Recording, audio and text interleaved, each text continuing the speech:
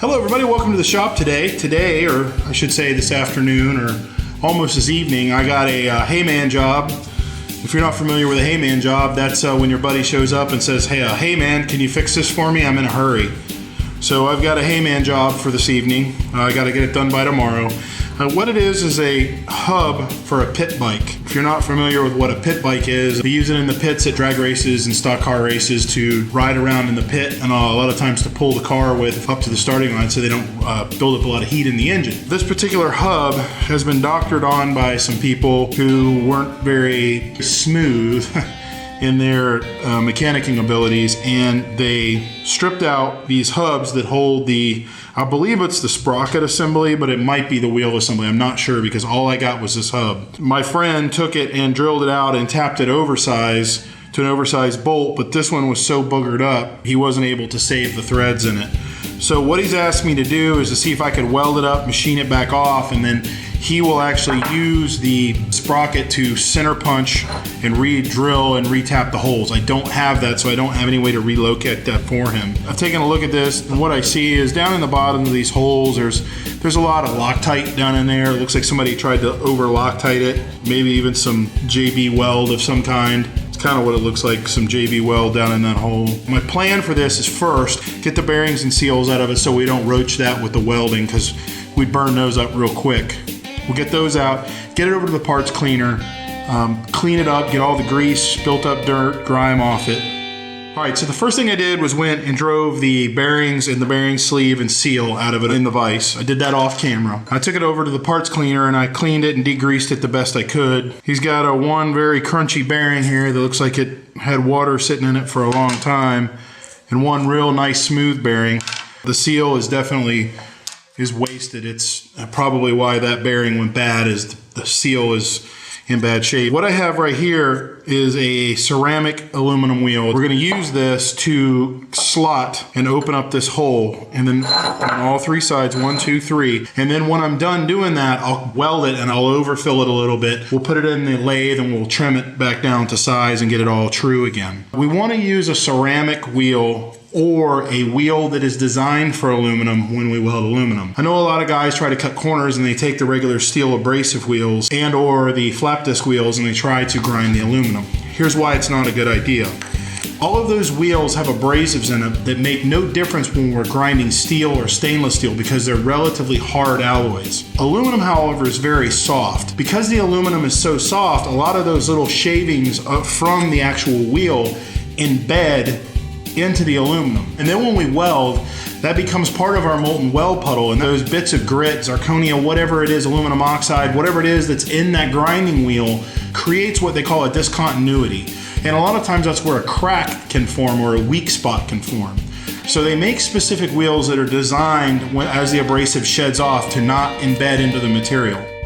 Okay, so over off camera, what I did is I took it to the workbench and I opened these holes up real wide, and I got all down to new material. I got all of the Loctite and the JB weld ground out of it. Now what I'm going to do is set up the TIG welder, come over here and start making passes, filling this back up, and then we'll take the lathe and we'll trim that back down. All right, we've got everything set up. This is the first time I've ever gotten to weld with my brand new Aspect 375. I'm pretty excited to try it out in its paces here. I've got my safety gear on, long sleeves, welding helmet, safety glasses, gloves. I've got some filler metal. I'm just going to use 4043 filler. It's a 332 filler. Turn this machine on. Now when I turn it on, it's going to get a little bit noisy. I apologize for that, but these inverters have some pretty high-speed fans.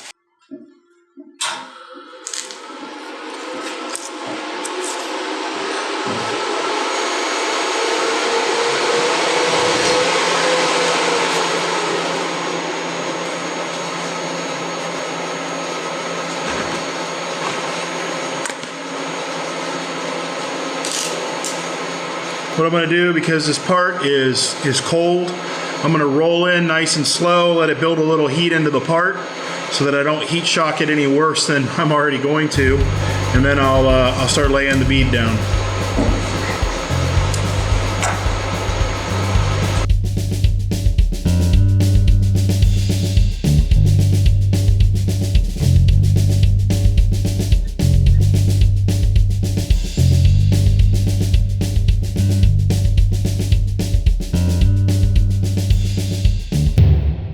All right, I got to spend some time with my new welding machine, super happy with it, and did some welding here. Now this is a really cheaply made casting. Cast aluminum, no matter what, is always a pain to weld.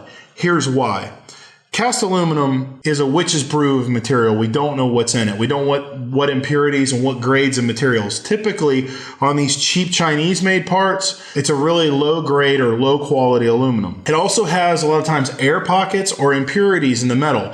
And when that torch hits it and liquefies the material, the impurities tend to burn off and the gases release, the air bubbles release out. It pushes out and contaminates the weld, but it also creates a lot of void cavities, kind of like Swiss cheese. The only way that I've ever found to be able to deal with this is to go in with a welder and make a weld, and it's usually an ugly weld, and then come back behind it and mechanically remove that weld. Typically I use a grinding wheel, sometimes a rotary burr, and I take all the weld back out again. Now I can come back in a lot of times and make a fairly decent weld. There is just no possible way to make a really good weld in this material. It's just junk. It is what it is. After welding this material, my guess is the reason he had the problems with these bolts pulling out was because this is just a really low grade, low quality aluminum. Now, I've replaced all that aluminum with a good quality 4043 filler rod. So now he should be able, after I machine this in the lathe, be able to drill and tap it and put a pretty strong thread back in it. All right, so we've got it chucked up in the lathe. What I did was install the good bearing up here back in the end, and I put my bearing center in here, and then I took my jaws off and I'm grabbing it here. It's running pretty true. It's real hard to get a real good register anywhere to take a measurement, but before I ground it to weld it, I checked it. It was running about 4 thousandths out of true this way. Not the best, but not horrible either. So now what I'm going to do is start bringing all of this material back down to this level. Just start slowly trimming it off.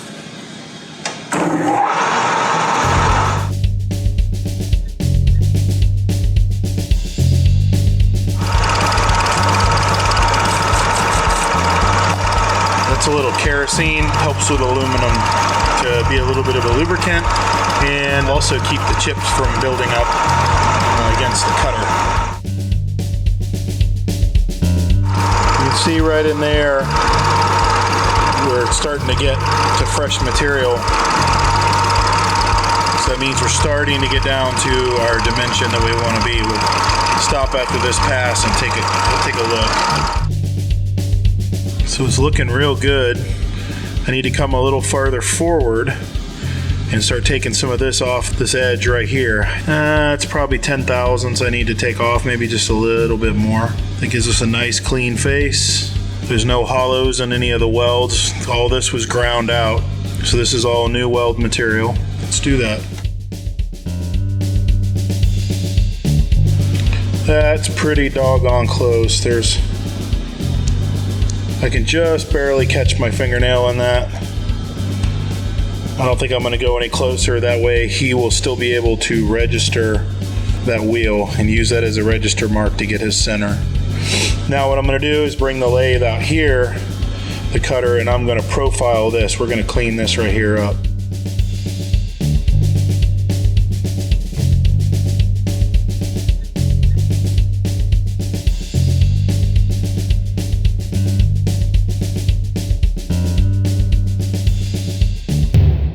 You can see close up here that where these holes were, I welded them up and I've machined them back off. He's going to take a register off this edge right here. This edge is right back to its original size. The wheel will fit on there. He'll be able to use a transfer punch to put his holes in and then transfer and drill and tap in his drill press at home. You can see some of the little hitchhikers or the hollows that are in there. This is a cosmetic thing, you know, and if you're into this trade, it just bugs the snot out of you.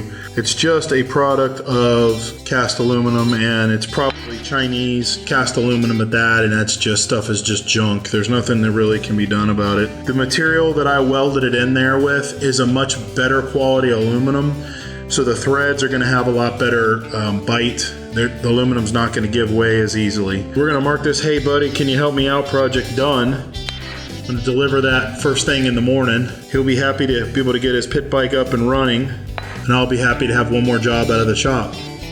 So we'll see you real soon. Thanks for watching. I hope you enjoyed what you saw here today.